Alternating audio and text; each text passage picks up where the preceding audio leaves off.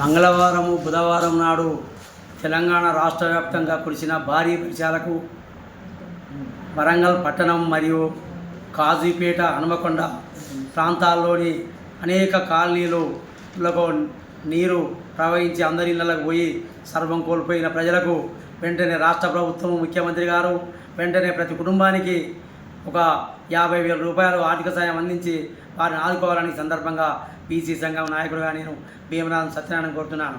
ఎందుకంటే ఈ వరంగల్ కాజీపేట మరియు హనుమకొండ ప్రాంతాల్లో ఒకేసారి వరద ఇళ్లలోకి ప్రవహించడం వల్ల విద్యార్థుల పుస్తకాలు మరియు అనేక ద్విచక్ర వాహనాలు, కార్లు మరియు చేనేత కార్మికులు కూడా అన్ని మగ్గాలు ప్రతి ఒక్క నిత్యావసర వస్తువులు కూడా సర్వం కోల్పోయి ఇవాళ కట్టుబట్టలతో ప్రజలు అల్లాడుతున్నారు. కనుక వెంటనే ముఖ్యమంత్రి గారు వేరే ప్రత్యేక బృందాన్ని పంపించి వారు ఎంత ఆర్థిక నష్టం అయిందో వారి అందరికీ కూడా ఆర్థికంగా ఆదుకోవాలని సందర్భంగా నేను భీమనాథం సత్యనారాయణ విజ్ఞప్తి చేస్తున్నాను.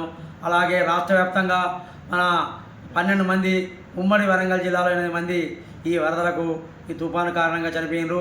వారి కుటుంబాలకి ఒక్కొక్కరికి 25 లక్షల రూపాయలు ఆర్థిక సాయం అందించి వారిని ఆదుకోవాలని సందర్భంగా నేను కోరుతున్నాను.